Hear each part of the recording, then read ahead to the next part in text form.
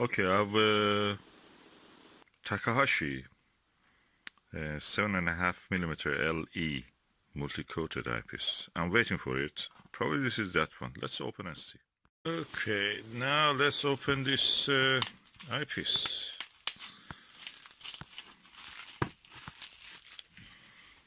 Impressive. Look, look. Takahashi Ocular LE 7.5mm.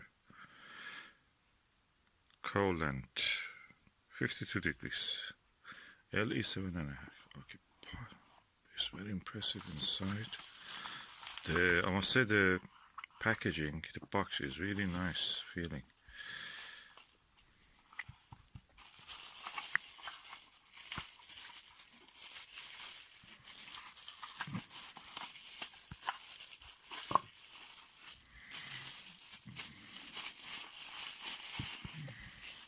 Ooh, wow. Impressive, lightweight but full metal and rubber hand grip. And this one looks nice. Oh, nice filled stuff. And let's open the cap. Oh, this rubber I got is also nice quality. A big lens here.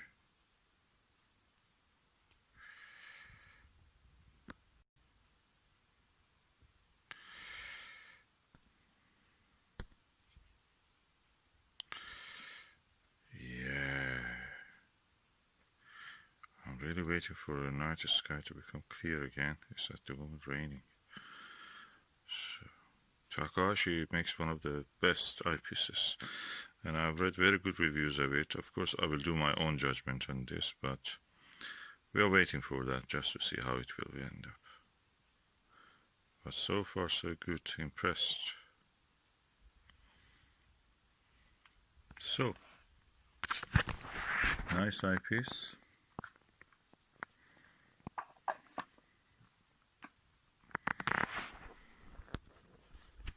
Beautiful design.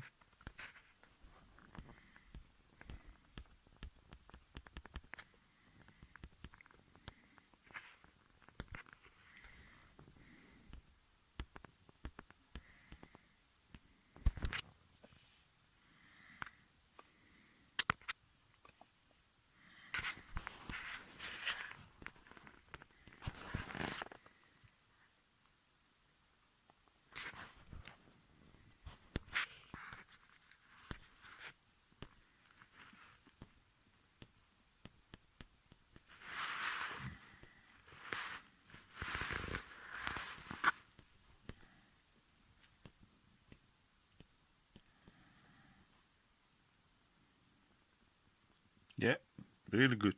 Looking forward to test it under the stars and in daylight.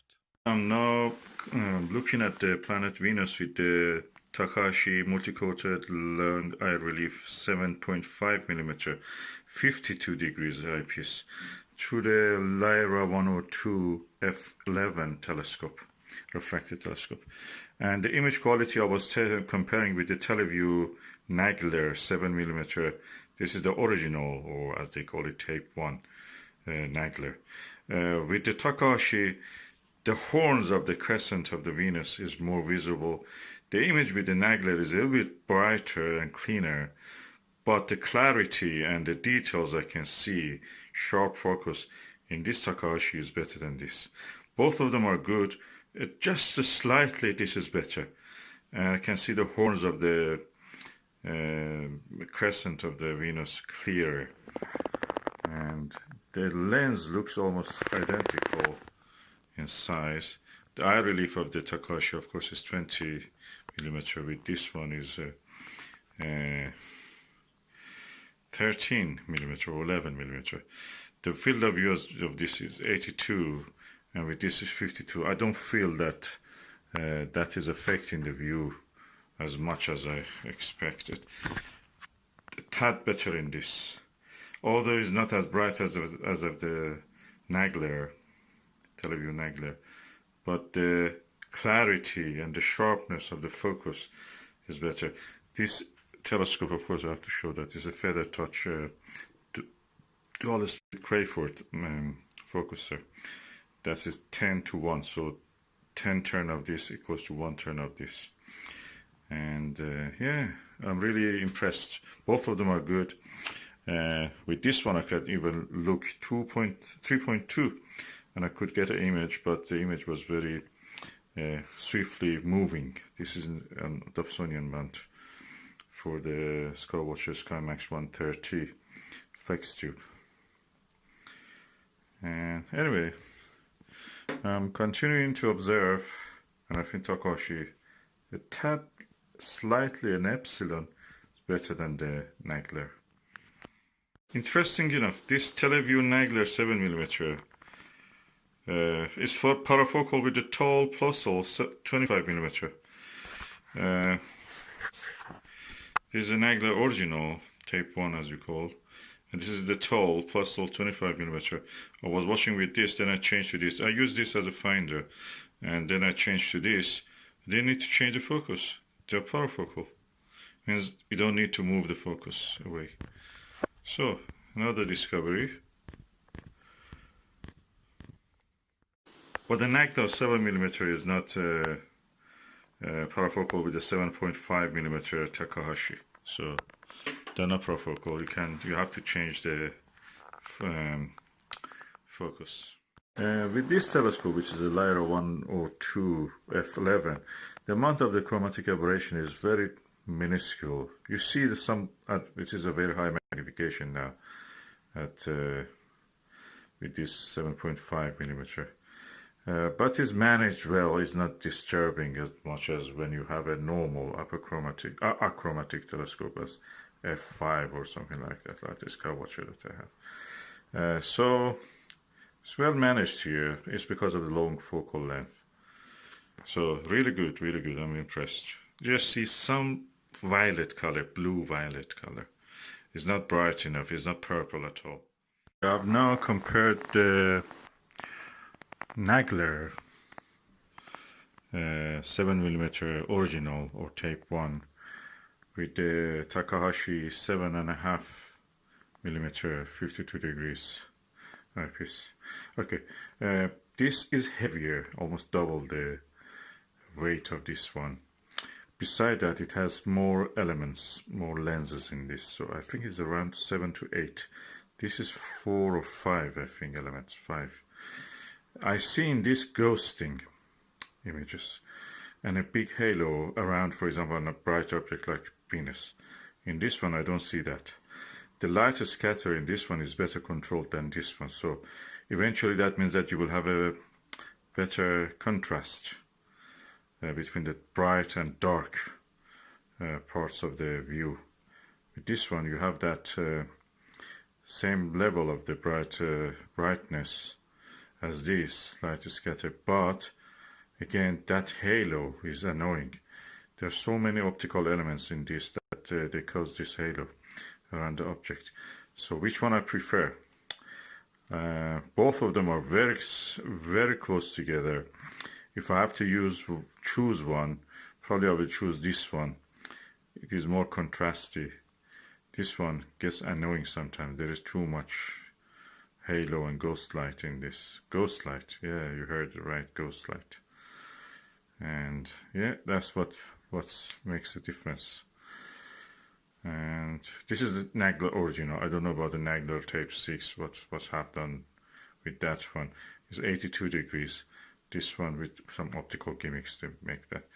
This is 52 degrees and 5 elements only.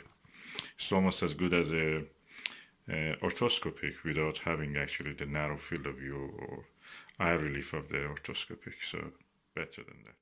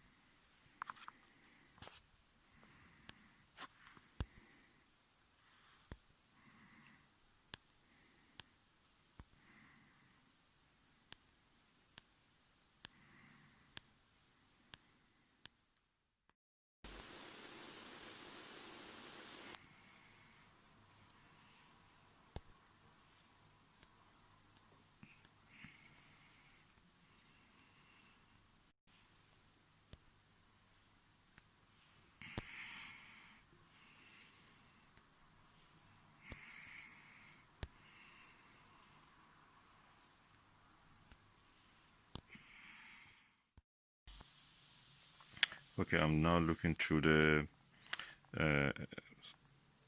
max vision 24mm 82 degrees eyepiece. I must say the image is crisp.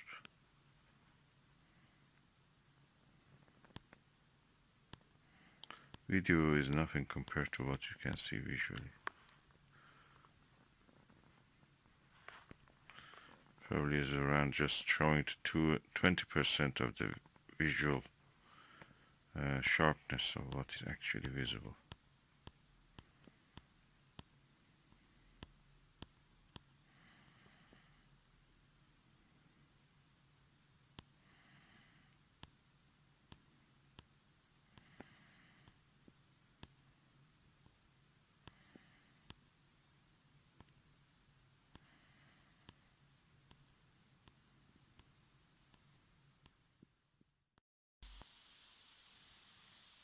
That's Oven Bridge you see again.